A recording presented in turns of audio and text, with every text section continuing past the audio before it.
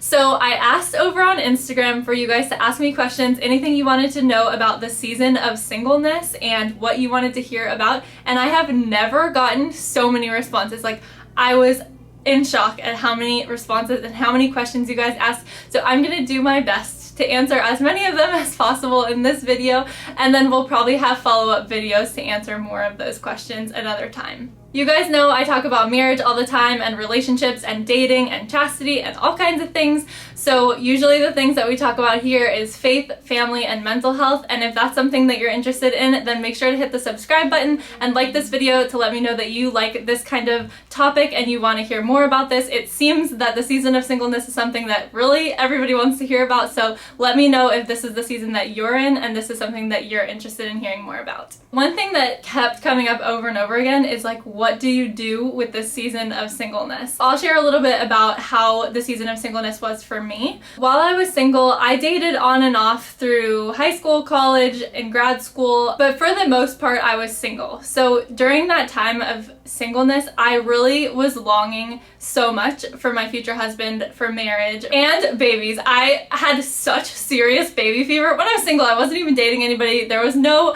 husband on the horizon, and I just was like, oh, all the babies. But anyway, so when I was single, I really was excited and longing for my vocation of marriage. But at the same time, I was really independent and I felt really comfortable in my own skin, being on my own. I didn't feel like I needed to have a boyfriend. I wasn't ever that type of person who felt like I needed to be in a relationship. Once I started practicing my faith and meeting men that had values, that were men of virtue and men that were seeking God in their lives, after I knew that that was possible, I set standards for myself and was told over and over again that my standards were unrealistic, but I knew that it wasn't. I knew that if God put that on my heart and that there were people like that existed, then I was gonna have standards too. I didn't want to just marry anybody off the street. So I was really comfortable being single and not dating people because I knew what I was looking for, and I knew that if I didn't meet somebody who had those values, who met my standards or exceeded them, that I wasn't gonna be in a relationship. So I was really okay with the season of singleness. I was really excited and wanted to meet the person who exceeded all of my expectations, but I was okay with being single. So a lot of people asked what to do during this time. What do you do with the season of singleness when you really want to be married? And I would say just take advantage of it as much as possible. You can do anything. Like, what hobbies do you have? Go become great at them. What classes do you want to take? Go take the classes. What adventure do you want to go on? Where do you want to travel? This is the best time to do all of the things that you want to do.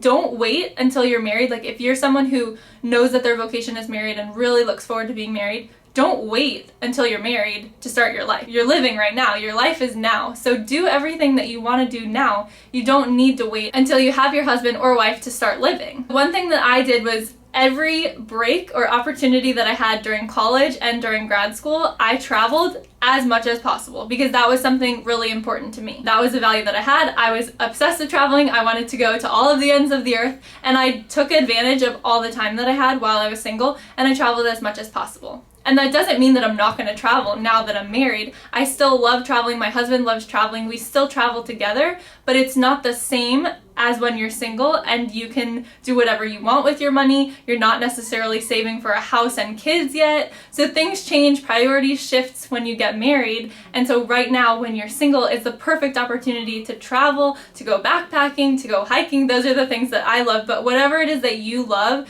and you like to spend time doing, do that now. Everyone seems to be struggling with patience and frustration and just like, what do I do with this time? I'm impatient. I want it to be here already. I want to meet him already. I want to be married already. And so a few things that I would say that helped me a lot during that time when I was single and that I was okay with being single, but I just really wanted to be married. One thing is that this is the most time you're ever going to have to spend with your girlfriends or your guy friends if you're a guy. So take advantage of that time. Spend time with girlfriends, go to brunches, go on dates with your girls, invest in the good female friendships that you already have and spend time with those people and solidify those friendships. Whatever you're focusing on is where your energy is going to be, where your heart's going to be. And so if you're so so impatient about marriage, then it might just be that you're focused so much on that. So focus on where you're at right now. Like, what season are you in right now? What people are in your life right now? Focus on the people that are in your life, invest in those friendships, and that's something that really helps. The second thing that really helped me, that's one of my favorite things that I did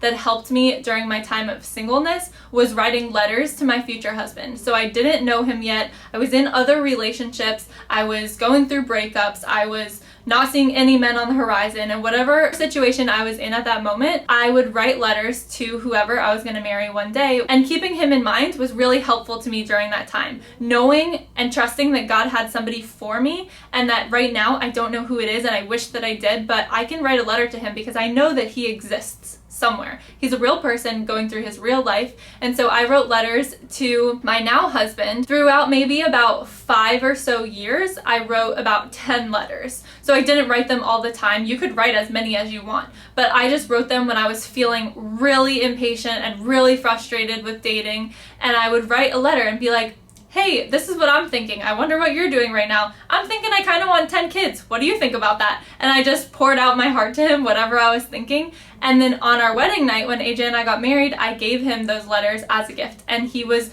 really touched that I had been thinking of him in that way to such depth and praying for him that whole time. Another thing that I would really recommend that you do in this season of singleness is go on dates with Jesus. So when you're longing for your future husband and you want to go on dates with him, go on dates with Jesus. Like, this is the time. You have more time than ever before. I can't stress that enough. Like, anything that you want to spend time doing, you have more time now than you ever will in the future. So spend all of your time pouring into good things. So go on dates with Jesus, go to adoration, bring a journal, bring a book, go hang out there, go to pray, but go just to be with him. You can go on dates with Jesus other places too. Like, Jesus is always with us. So go to the park, go to places that you love, and bring Jesus with you. Talk to him, pray to him, ask him, like, I wonder what my future husband's doing right now, you know? Like, I can't wait for him to be here with me, but in the meantime, I'm here with you, and you created all of this, and I'm so grateful for you. Bring yourself to Jesus and allow him to pursue you, because it might not be your future husband who's pursuing you right now, but Jesus always is. So spend time with him during this season of singleness. A question that came up a couple of times is how to trust God, how to trust him that he has a man picked out for your future, how to trust that he knows the desires that are in your heart. And I'll tell a cool story of how I saw God reveal to me over time the desires of my heart. I didn't really understand that. Not that I didn't believe he cared about the desires of my heart, I just didn't really think about it very much. But something that he showed me so clearly, like, I see you and I see the depths of your heart, it was actually on our first date, my first date with AJ. So going back, when I was single and I would go to Mass and I would go into the church and I would see deacons helping celebrate Mass and they're with their families, I thought that was so beautiful, and I just imagined, like, that would be amazing to be sitting in the pews, celebrating there for Mass, and the deacon's up there helping out, and that's my husband. Like, that would be so cool. But it was such a deep desire. It wasn't even really something I consciously thought about. I never said it out loud. I wasn't fully aware that it was a desire in my heart, but it was there. It was something that I would think about during Mass or when I was at church. And on my first date with AJ, I have never heard a man say this before, and he was just super casual, like, oh yeah, I've always wanted to become a deacon, and that's something that I really plan on doing one day. And I was like, oh my gosh, God, what the heck? It wasn't like at that moment I knew that I was going to marry him, but it made me pay attention and be like, wow, God really sees what's in my heart, and so, okay, yeah, I trust him. We maybe are never going to be as fully trusting as we should, but God reveals to us over time how he sees everything about us, all of the desires of our heart, and he will fulfill them and more. During this time of singleness, this is the time when you really want to be strengthening who you are and your relationship with God. You won't be ready to enter into marriage or even into a serious committed dating relationship if you don't have a solid foundation in your relationship with God first. So if you're in this season of singleness, make sure that you're spending time with God and growing, getting to know him, reading your Bible, going to Bible studies, going to the church, spending time with people who are also growing in their faith. Just do everything that you can to solidify that relationship first. That should always come first. And so if you're single right now, then now is the perfect opportunity to be working on growing and strengthening that relationship. Somebody asked about finding satisfaction in Jesus first as a single person, and that is really important. That doesn't mean, though, that your desire for marriage is going to go away. So you can feel like, yes, I am satisfied in Jesus, and I want to be married, and I'm longing for that, and I'm so excited for that to come. It's okay to be both. It doesn't have to be either or. But when we have a close relationship with Jesus, it's also important to trust in his timing. So when I get married, it's not going to be the right time for you to get married. And when my friend got married, it's not going to be the right time for me to get married. And if somebody gets married when they're 19 years old, that doesn't mean that it's right for me to get married at 19 years old. I can tell you I was not ready to get married at 19 years old, but for some people that is right. So you don't want to compare yourself, and we do fall into that trap really often, but you don't want to compare yourself, because the love story that God has planned for you is different, and it's unique to you and your future husband, not to me. It's not supposed to be like mine. It's not supposed to be like your mom's. It's not supposed to be like your friends. It's what God has planned for you, and it's beautiful and perfect because he planned it for you. So you don't want to be looking at who's next to you and thinking, I should have gotten married by now, I'm out of college, or I should have gotten married by now, I'm 26. There's a perfect plan for your love story if you trust Jesus. And a lot of times you might feel like you have everything figured out and you're ready for marriage, but maybe your future husband is not ready yet. So praying for him and praying for yourself that you're both prepared for each other. That's something that I prayed a lot, that both of our hearts are prepared for each other. Because I know where I'm at, and I know that I'm doing everything I can, but maybe he's not ready yet. Or maybe I'm not ready yet, and there's still things that I need to work on. If you have the mindset that when you get married, everything will be great, like all of your problems will disappear, that is not true. That's not going to happen. Your problems come with you into marriage. So anything that's going on right now in your life that you need to work out, that you want to be better, don't wait until you get married to start working on it. Work on it now. Now is the time. Go to therapy, get a spiritual director, talk to friends about it, talk to people you trust. Do what you need to do to heal wounds that you have, to work on things so that when you meet the person that you're going to marry, you don't then have to start working on things, and you're not bringing that with you, but you've already worked through it, you've healed it, and that you're coming into that relationship a more whole person. A couple of people asked how I knew what my vocation was. I didn't start practicing my faith until college. My whole testimony video is on my channel, so you guys can check that out if you haven't watched it yet. But I never grew up with the idea that there was more than one vocation. It was either you get married or something's wrong with you and you don't get married. Like, that was my idea, which is totally not true. And as I learned about religious life, I found it so beautiful, but I never felt that it was something that God was calling me to. I always felt a very deep desire to be married, to have a husband, and to be a mother, and to have lots and lots of babies, like I said. So it was never something that I really questioned. I guess I would say that the desires you have in your heart are there for a reason. God puts the desires in your heart as long as they don't go against his will, and there's something that is good and moral and helps you become holy and can lead you to heaven, then that's a good thing, and that desire is there for a reason. Just because you desire to have kids and to be married doesn't mean that that's necessarily your vocation. As long as you're open to the possibility of different vocations, then if God wants you there, he will show you that way. He will lead you there. He will put people in your path. He will express that to you through prayer. If you're telling him, yes, I desire marriage, but I'm open. If you're calling me to religious life, then I will go that way. Then that's a good thing. But just listen to the desires on your heart and bring it to God in prayer, and he'll reveal that to you over time. Somebody also asked if it's okay to be dating and discern religious life at the same time. I would say that would be really difficult. If someone is pursuing you for a relationship and you find that that relationship is really good and holy and it's bringing you closer to God and you feel good about it, then go with that. You shouldn't not enter into that relationship. But if you feel like, I don't know, I really think I should be a priest, or I really think I should be a nun, or I really think I should do this or enter into this religious order, then pursue that. Go on a discernment retreat, talk to the sisters, talk to the priests, talk to the people involved, and discern that before you enter into a relationship.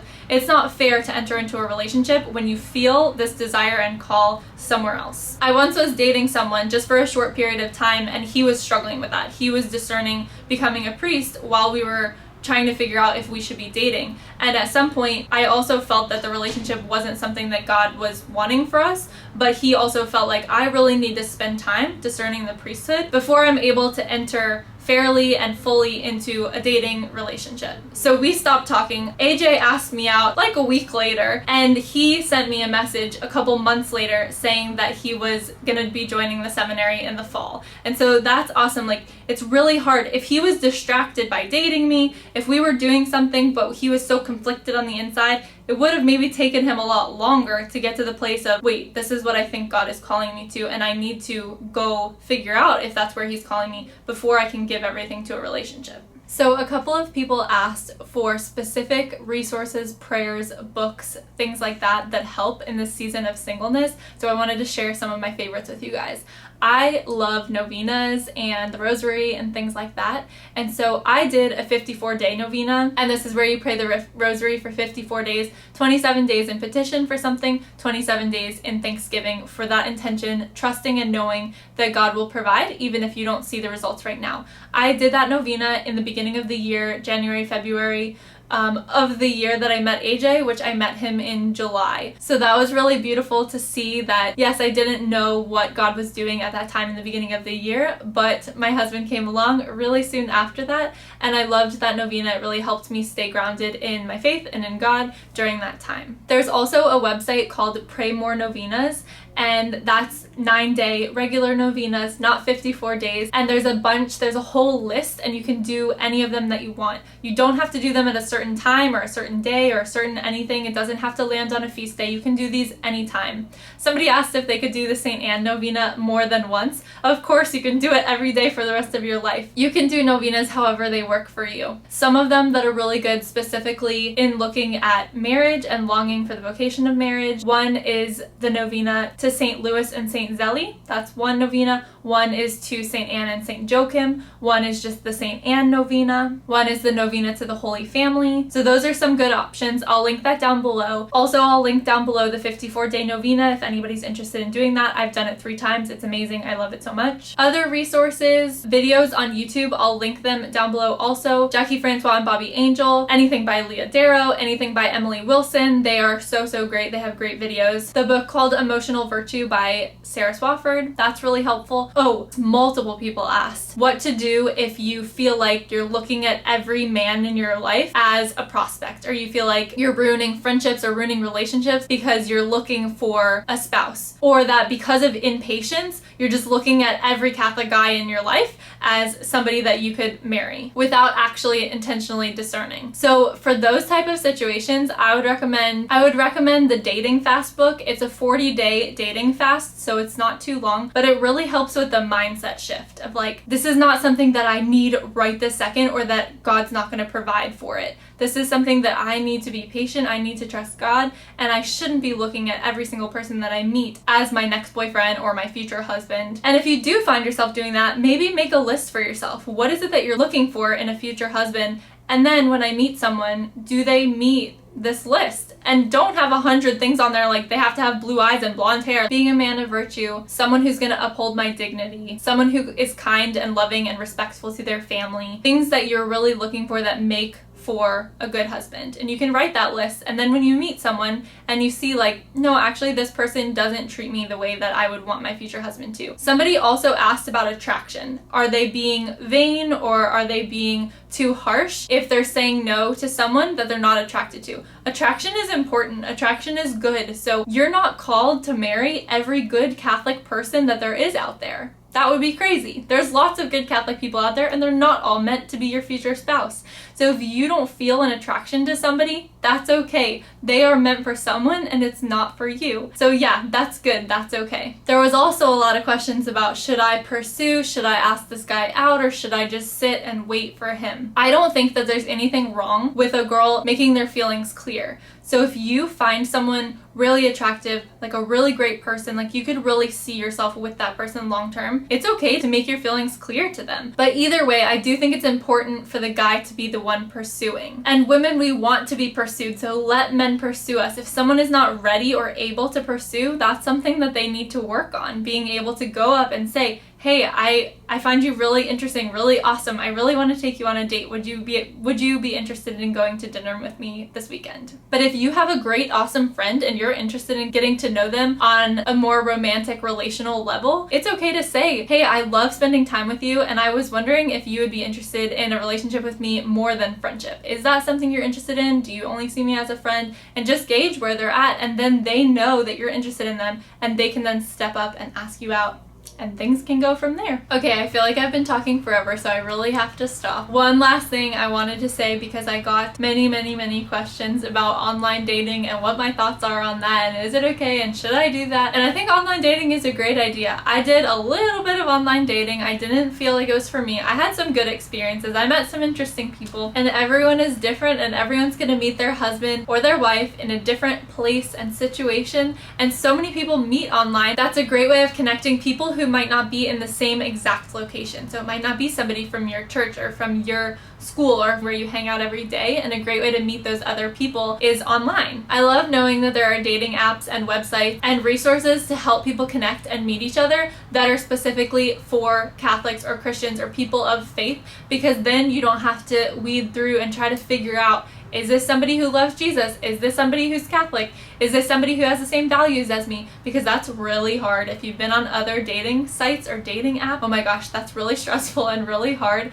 And so there's awesome places where you can go and know, okay, somebody's on here because they are Catholic and they value the same things that I do. And I can look at that and I can already know that. So then we can start talking and we can start getting to know each other. And I already know that that's something we agree on. I don't have to go through that whole process. One of the dating apps that I think is really great is called Catholic Singles. And I'm really happy to be partnering with them for this video, because I think that it's so awesome that companies like that exist, where you know you're gonna start meeting people and you know you're looking for a serious relationship and you know that this person is already Catholic. So yeah, you might have to talk about details of what that looks like and how you live that out every day. You know that you're coming from the same faith, and that is an amazing place to start a foundation. So I'm gonna put a link down in the description box below where you guys can sign up and look into Catholic Singles, and I think that's a really great option if you're looking to date. If you feel like, I'm in this season of singleness, I feel solid in my relationship with Jesus, I feel solid in myself and who I am, and I feel like I'm fully ready to enter into a beautiful relationship and to continue on my journey towards marriage. So if you're in that place and if you feel like I'm ready to step out into something new,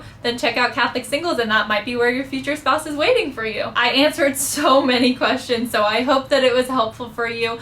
I'll do more videos. I'm happy to. Let me know if this is something that you're interested in, if this is something that spoke to you. If you asked some of these questions, let me know if it was helpful, or if you have more questions, put them in the comments below and I'll try to get to them. If you did like this video, please give it a thumbs up. Don't forget to subscribe, and I'll see you in my next video. Bye!